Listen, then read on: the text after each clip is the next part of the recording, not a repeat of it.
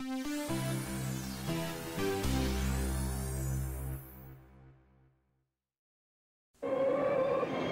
again, this is the perspective. You're sort of just behind.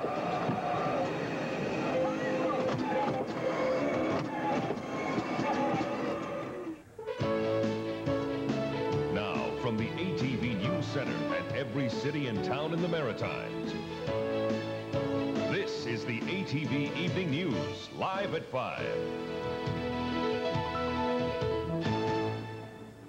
Good evening, everybody. It is Monday, November 15th. I'm Nancy Regan. Welcome to Live at 5. And I'm Paul Meunier, slightly dazzled by those amazing video game displays that we had at the beginning of the program tonight. It's quite an amazing world in the area of video games, and we're going to take you inside it. So you'd be amazed what's available here in the Maritimes. It's amazing, but is it child's play or addiction?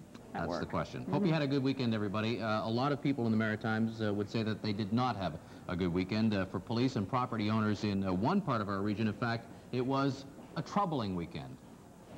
I'm Ponce Jessom at a Halifax high school where students have some advice for parents and police hoping to curb teen violence and vandalism. More on that coming up on Live at 5.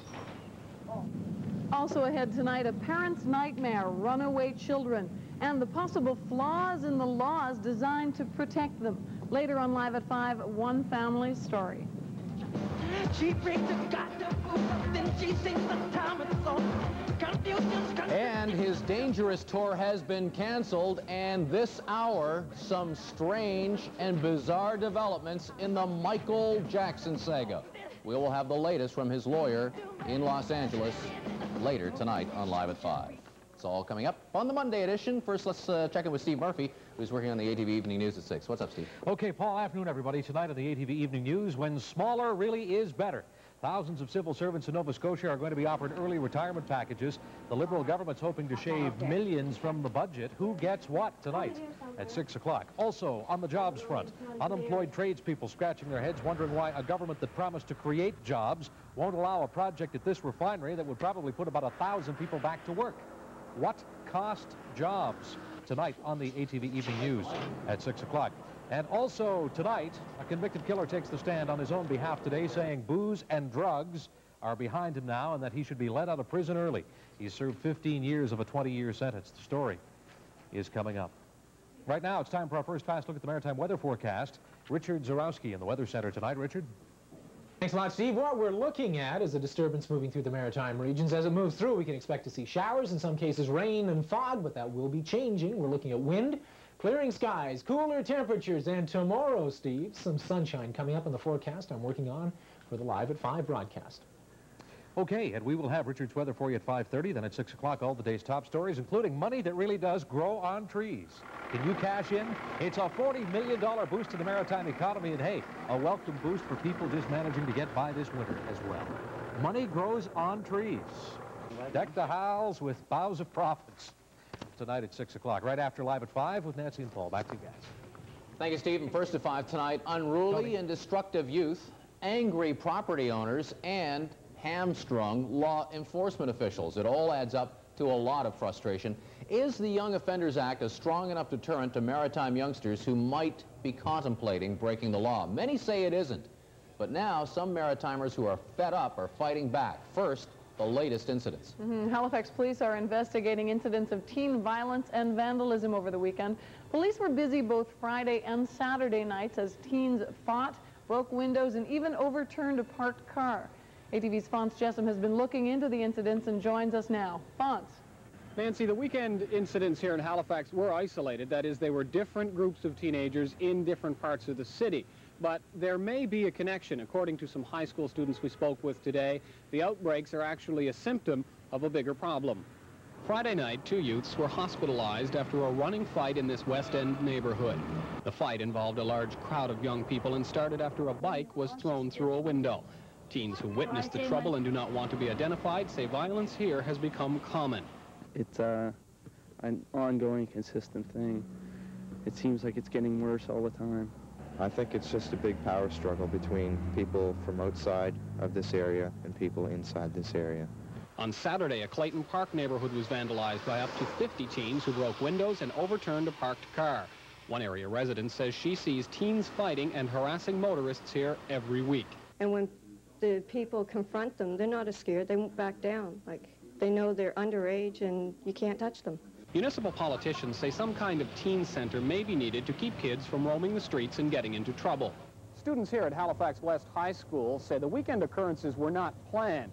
They're simply an example of what happens when teenagers get together and get drunk. The students do not think a teen center will help. They say a community center ignores the real problem, that kids want to drink. It's like programs are so uncool, and it's all about being cool and fitting in. And I mean, I can't see like a certain group of people at our school like going, yeah, let's go hang out at like the teen center, and you know. If there had been 3 or 4 people out there, the situation probably wouldn't have happened. But the thing was, I guess there was a number of people there. And when there gets to be a group, things happen. A lot of the kids nowadays think to fit in they have to be bad and like dress a certain way and do all these things to impress other people so they can fit in. But the programs and stuff that's set up, that won't work because I think all the kids think, oh, they're too cool to go to these things. There's really nothing the politicians can do or kids can do themselves. It has to start with the parents have to discipline. Unless you expect like a total change in the youth of today. I don't think there's an answer to say, oh, this is why they do this. You may be surprised to hear as well, Paul, the teenagers feel the Young Offenders Act should treat teens more harshly in cases like this. They say if ringleaders are singled out and punished severely by the system, there will be a ripple-down effect of fear to the followers. And the teens also say adults should realize the troublemakers are the minority, that most teenagers do still stay out of trouble. Yeah, so it's interesting that they think that there should be tougher laws to handle their peers. Tougher laws and stricter rules at home, they say. More structure there as well. Yeah, all right, thank you. Fawn Jesson reporting live from Halifax. Nancy? Well, Paul, many people blame the Federal Young Offenders Act for the increase in youth crime. They feel the act lets young people between the ages of 12 and 17 off the hook. Well, today, ATV's Alex Vass joins us from Moncton. Alex, do the young people you talk to today feel that way? No question about it, Nancy. And the big question, though, is what can be done to resolve this problem? Should the Young Offenders Act be changed? The federal government is actually looking at that question right now. A couple of months ago, they sent out a discussion paper on it. The replies are supposed to be sent back this week, so it'll be interesting to see what the findings are. But the young people I spoke with today admit there are problems with the act. If they're gonna go out and commit a crime, and if they're under 18, I think it is, then the worst they're gonna get is a slap on the wrist. That opinion of the Young Offenders Act is common among teenagers. Teens today are more aware of their rights under the law than ever before, and they've seen too many youths get a slap on the wrist for committing an offense. There's a lot of people that just abuse the system, and they're just going out and doing whatever they can and getting away with it. I don't think anything's really worked. I mean, they keep on saying, you know, get all these activities and all these other groups and stuff, and we've got all those, but nothing's really helping. For some offenses, it's too lenient, and they should make it stricter. And they have to write like an essay, or they have to write a letter of apology and something like that, and that doesn't really help. I mean, they go out and do the same thing the next day. The Young Offenders Act protects the identity of young people charged with a crime, and if found guilty, the sentencing is different than if the matter is dealt with in adult court. The federal government knows Canadians are not happy about that, and that they want the Young Offenders Act to be tough on youths who break the law, especially young offenders. So 2 months ago, it sent out a consultation paper asking what should be done. The District 2 School Board in New Brunswick has responded by recommending those who commit violent crimes be dealt with in adult court, that the maximum age be lowered from 17 to 15, and that the names of offenders be published. For those who commit violent crimes, of violence, that there should be a stronger reprimand, if you like, or sentencing involved.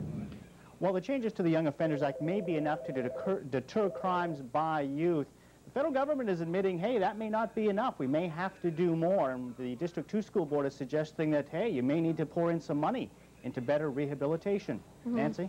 Alex, should we expect changes to the Young Offenders Act? Does the federal government seem committed to making these changes? I think so. We got to remember that the Young Offenders Act was first introduced back in 1984. That's when it first became law. It's been changed twice since then, 1986 and again last year.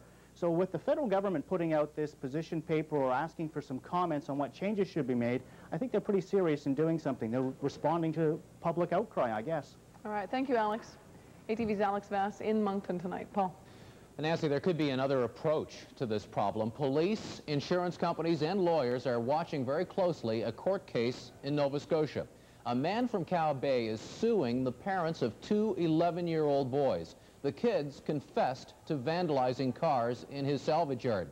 But the boys were under the age of 12 and couldn't be charged under the Young Offenders Act because they were simply too young. The owner of the yard is suing for damages, and police hope it will force parents to take more responsibility for their kids' actions. The case possibly the first of its kind in recent memory in Nova Scotia. Child should be taught right from wrong when they leave the home. Parents are going to be responsible, and perhaps the courts will look at that and say, certainly, you know, we're going to hold you financially responsible. Financially seems to twig a little something in even the most lackadaisical parent. Now, if the man wins his case, legal experts are predicting there could be a flood of similar lawsuits in the future. All right, well, it's a tough situation, but I have a story coming up that relates to the Young Offenders Act in some ways. Yeah, it's a parent's nightmare, I guess, the runaway child, right? That's right. The helplessness, the frustration, do our laws go far enough? We're going to find out about that. We'll hear the story firsthand from a mother and daughter who have lived that nightmare when we return. They say the parents are doing their job at home. Well, how are the parents supposed to do their job at home when you're taking our rights away from us to be a parent, to make the decisions?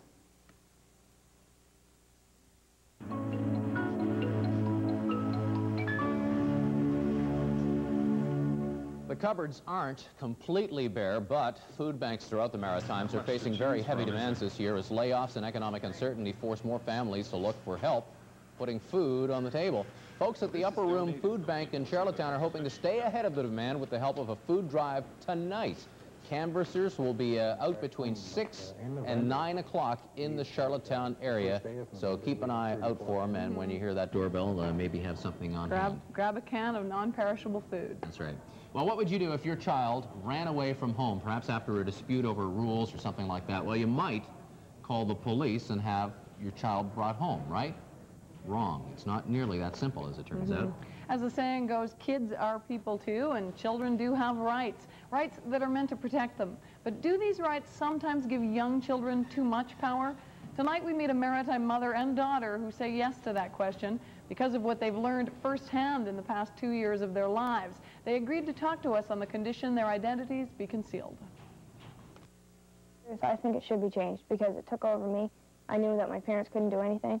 So if I wanted to get up and go, there's nothing that they could do. So it's kind of like, haha, see ya, you can't do nothing to me. Stephanie ran away for the first time when she was 13 years old, 2 months after she had been sexually assaulted by an older boy in her neighborhood. Why did you run away from home? Anger. I was rebelling against my parents. I couldn't deal with anything. I just wanted to get away. I thought that from running from it and being away, everything would be okay. Her mother quickly came to some frightening realizations. What did the RCMP tell you when you wanted her brought home? The first time? I know exactly how you feel, ma'am, but I'm sorry, our hands are tied, you know. She has a roof over her head and she's not in any danger. There's nothing we can do. So what was your reaction to that as a mother, being told there was nothing they could do? I said, you're kidding. He said, no, I'm not. I said, you mean to tell me that my 13-year-old daughter is out there? I said, and you can't help me? It may seem unbelievable, but that is the law. The legislation that's in place to protect children from abuse also empowers them in situations in which typical family disputes arise over such everyday controversies as household rules. Occasionally, police will bend the rules, detain a child, and return them to their parents. But this can be a hot potato. It is illegal to arrest or detain an individual of any age without a warrant if no crime has been committed. Running away from home is not a crime. I don't know if there is a loophole. Judge Paul Niedermeyer is with Dartmouth Family Court. He says one province in Canada seems to have a slight edge. In Nova Scotia, the Family and Children's Services Act contains a provision for runaway cases, Section 29.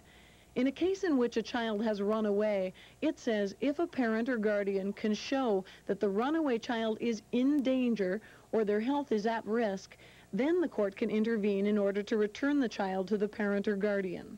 If there's a loophole in this law, then there's a larger loophole in every other piece of legislation throughout this country. because this is the only province which has this particular provision in force. In any other province, what happens? There's nothing happens. Nothing can happen. If the child runs away, the parent is powerless to Basically quite powerless unless the child is in a situation where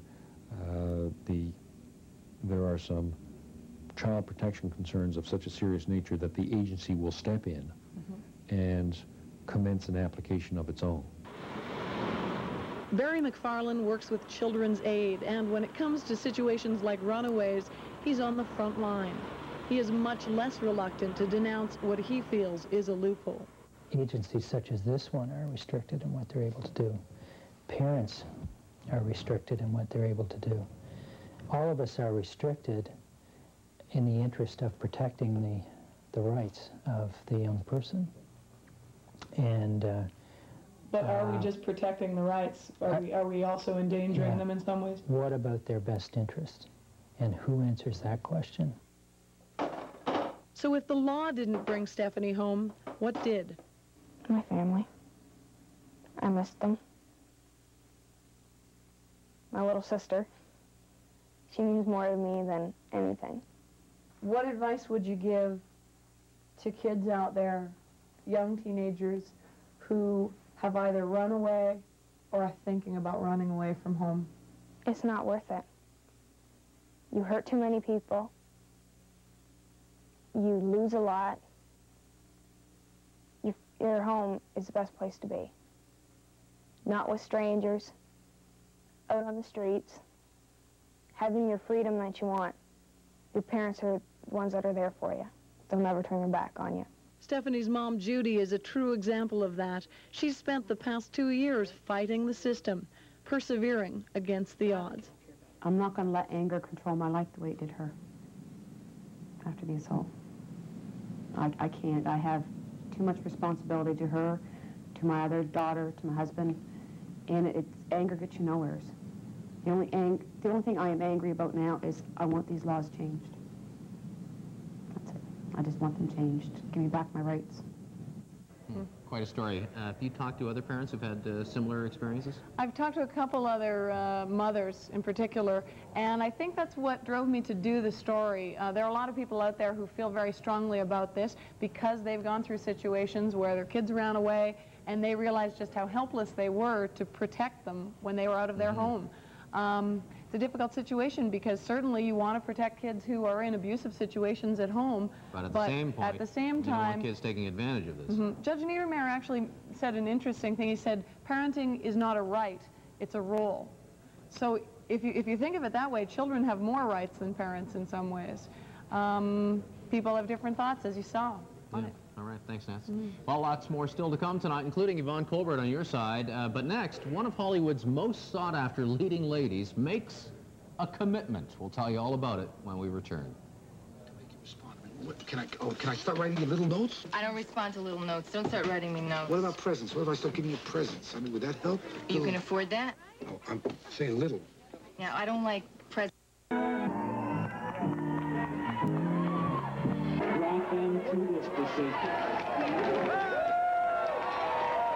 You could say this Chicago couple got their marriage off to a running start at yesterday's New York City Marathon.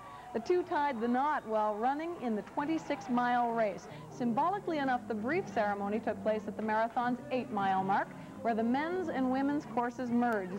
Afterwards, the happy couple rejoined the race, wearing signs on their back, reading, of course, Just married. Just married. I wonder, I've probably got a triathlon planned for their honeymoon or something. Who knows? Anyway, Oh, Michelle Pfeiffer painful. also had an eventful weekend. That's apparently, there's a report out of New York that she married TV writer and producer David Kelly on the weekend. Not this guy. They had been dating apparently for over a year. The newspaper in New York says 40 people attended the ceremony in Santa Barbara, California. The couple shared the spotlight with Pfeiffer's adopted 8-month-old daughter, Claudia Rose. She was christened at the wedding. Pfeiffer finished just recently filming Wolf with Jack Nicholson. So you can watch for Michelle Pfeiffer soon in a new movie and maybe hear some more details about the marriage. I guess it's not surprising that someone like, and I guess she's very secretive too. Well, only 40 guests, that's a pretty small wedding. Yeah. For a big So star. it's not surprising that she kind of hid away and you didn't find out, just like the Julia Roberts and Lyle Lovett thing after the fact. Well, we're going to make these people's marriages public right now. I hope that's no problem. Time once again for our Live at 5 milestones. First tonight, a birthday announcement for Mary Josephine LeBlanc. Mrs. LeBlanc is 104 years old and lives in Dieppe, New Brunswick. Best wishes from family and friends. Sarah Nickel, who lives at the Annapolis Royal Nursing Home, is 106 today. Congratulations from all her friends who hope she keeps up her good sense of humor. And this gentleman is Lauren Young. He is 100 years young today and will spend the day celebrating with his family and friends in Bridgetown, Nova Scotia. And Nancy, these folks are smiling because they've been married 50 years. Best wishes to John and Anita Petrie from their children and 5 grandchildren. And finally tonight, a happy 50th anniversary to Wendell and Jean Newcomb. The Newcombs married 50 years ago in St. Teresa's Church in Halifax, and many happy returns, of course, from all of their family, friends, Betty and Al, all of Wendell's fans, of course, as well. All right, and which we're among them. We're Wendell's fans. And now we'd like to identify some other happy Maritimers. Here's the list of winners from the ATV Power Smart Home Audit Contest. Some fabulous prizes going out to Lorraine Broussard of Antigonish County, Nova Scotia, Steve LeBlanc of Hampton, Don Schwartz of New Minas, Robert Taylor of St. John, Wayne Hurley of Glace Bay, Susan O'Brien of Halifax, and Daryl Redden of Windsor. Congratulations to all of the winners in the Power Smart ATV Home Audit Contest. Richard Zarowski is putting the finishing touches on his maritime weather forecast. We'll have that in just a moment. And we also have this story just ahead. Video mania is sweeping the nation, and the Maritimes are no exception. I'm Star Dobson in Halifax. Coming up on Live at 5, we'll take a look at what all the attraction's about. And later, it's the wild and the wacky, the plays of the weekend, the Monday edition of Live at 5 on ATV. Back in just a moment.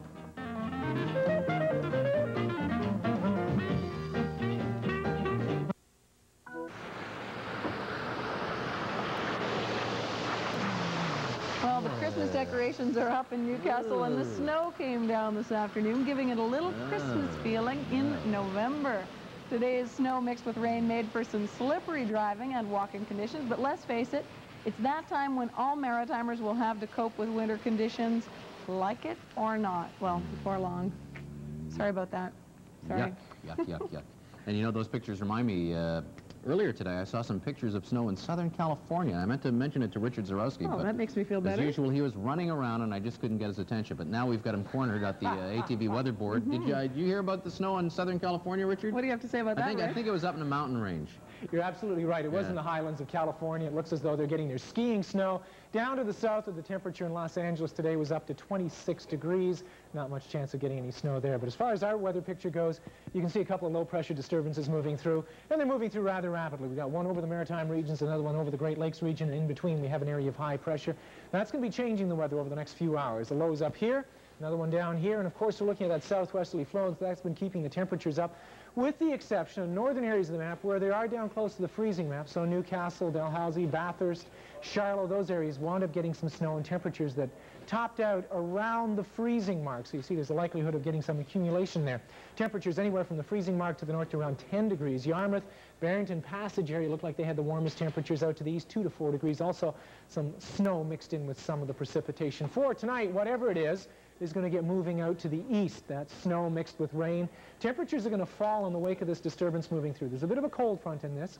As the cold front slides through the central and northern areas of the Maritime regions, temperatures are going to start falling tonight in through New Brunswick from the freezing mark in and around the St. John area to about -4 degrees up to the north in the St. Leonard area. As we move out to the east, temperatures are slightly milder. Again, it's the influence of the water. The water is above the freezing mark for the most part. Temperatures hovering around the freezing mark for northern Nova Scotia, Cape Breton Island, Prince Edward Island. As we head down to the south along the mainland of Nova Scotia, central Nova Scotia, South Shore, Bay of Fundy, their temperatures will be hovering between 2 and 3 degrees. And again, we're looking at clearing skies by the wee hour of the morning. The good news is that we can expect to see some sunshine being brought in by this ridge of high pressure. We're also going to switch that northerly flow around to a southwesterly flow late in the day. But until we wind up with the late in the day part of the forecast, it looks as though we're going to be stuck with a northerly flow. That'll keep the daytime highs close to the overnight lows in most areas. So for tomorrow, without further ado, we're looking at partly cloudy skies. Temperatures in New Brunswick between 0 and 4 degrees. Out to the east, temperatures steady around 2 degrees from northern Nova Scotia through Prince Edward Island, Cape Breton Island. Mainland of Nova Scotia looks at temperatures between 2 and 5 degrees. It looks like the valley area of Nova Scotia, Annapolis, Royal, Digby, right through Barrington Passage and Yarmouth, we'll be looking at temperatures around 5 degrees. And as we move up the south shore to the eastern shore, temperatures closer to 3 and 2 degrees. Now, so that shows the forecast is clearing. The good news is we'll see sunshine tomorrow, loads of it, with our probability of sunshine. Also, we're looking at Wednesday with a 90% POS, probability of sunshine. However, disturbance starts to move in on Thursday. The probability of sunshine goes down to 50%, and then for Friday, it looks as though, well, not so good, a 10% probability of sunshine. And say that 3 times in a hurry. Paul. Well, I would, Richard, but have something else to tell you about. It's actually some helpful advice. You know, those pictures at the just before the weather forecast certainly made us think about Christmas, and the festive season is nearly upon us. Unfortunately, the festive season can also present some problems in the household. The poison control coordinator at the Moncton Hospital says the holidays and all the celebrating leading up to them are a time when the danger of accidental poisonings of children can reach a peak. Very small children and family pets can be fooled by the sweet but deadly taste of certain kinds of antifreeze. Fondue fuels represent a similar danger. Many decorative plants like poinsettias have leaves and fruit that are poisonous when eaten. There's usually more alcohol in homes, of course, during the holiday season, and young bodies are vulnerable to alcohol poisoning. So some important things to keep in mind. Safety first as we head into the holiday season. Think about those things as you make your preparations for Christmas. Nance? We want to know if this is play or poison, Paul. More and more people are buying, playing, and becoming addicted. What used to be thought of as kid stuff is now serious business. Video mania is taking the world by storm, and the Maritime region is no exception. Globally, video game revenues exceed $10 billion each year. Worldwide sales of a single hit game can top $500 million. Now, half of the households in Canada alone have at least one video game system. That's amazing in itself. In the first of a 2-part series tonight, ATV's Star Dobson takes an in-depth look at what the attraction's all about and who's playing.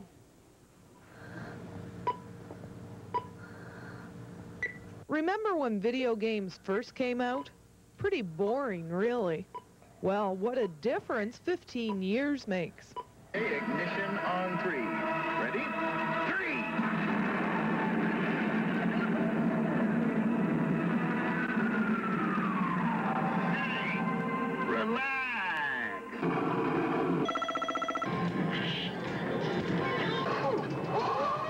Children and adults all across the world now play games like these, and reaction is always the same. Mind, body, and soul, absorbed with thoughts of winning the race, beating the opponent, and breaking all the records. It's a video age, and high-tech video mania is sweeping the country. Probably the biggest question is, why do so many people play? It's kind of a trip out of reality, really, I guess. Same way as a book, I suppose. When you're doing nothing on a rainy day, they're pretty fun to do. Like, instead of just watching TV or something, you can play TV. It's just like going to a movie. You know, you lose yourself in the movie for a couple hours. You perhaps lose someone else's life. You know, here you're, you know, it's a little more interactive and it happens a little quicker. And, you know, you're, again, doing stuff that you can't normally do. I want to be a race car driver when I grow up. And this gives me practice. Not everyone agrees. They're getting so excited in all those things that they're losing the sensitivity for other things, respecting the parents, teachers, or elderlies. Too many kids spend their whole lives in front of the tube, and it's not good. Like, they don't get out and get outdoors and play with their friends and stuff, and some of their social skills, I think, suffer because of it. But Dr. Yul Resnick believes video games are good. I think the society will benefit from those video games. Dr. Resnick says self-control is the key, and proper use can only lead to positive behavior. Attention, concentration, memory, eye motor coordination, response time, decision making, and proper anticipation. Actually, I like playing this game because it's pretty fun. But you don't have to stay inside the house to play anymore. Arcades have all the latest. If it's hot, it's here. You know, it's something families can do together, and it's, you know, it entertains, I think, all age groups, and you know, I think that's what we're trying to do, is to create a place where you can entertain just about everyone. As video games continue getting bigger and better, so do the arcades. They're now geared towards a family atmosphere. Brighter lighting, more space to move around. It all looks more inviting for a family, bringing the video game closer to the children and the parent to monitor exactly what's going on. And that's very important. With all the different games available today, parents have to keep an eye on what their children are playing. This game, Mortal Kombat, is now the most controversial on the market. You can remove the head from your opponent with the spine intact and hold it dripping. And Very graphic. Very graphic. I'm not sure how I feel about that, but it certainly made sales boost. To try and help parents, some game companies are rating their games, just like the movies. They have a general audience, which is for everybody, MA 13. MA meaning? Mature audience, 13 and over. And they have mature audience 17 and over, not recommended for minors at all. It seems to be the age of automated babysitters. Whoops. And this is one. In Halifax, Star Dobson, ATV News. Wow. I guess it's the concentration it takes, but have you ever noticed how mesmerized kids look when they're playing those games? Yeah, Eyes and they just get those glossed over. muscle reactions too, stiff joints because of it. I suppose. Part 2 tomorrow. Should be interesting. Well, still ahead on Live at 5 tonight, yet another new development in the Michael Jackson saga. Yeah.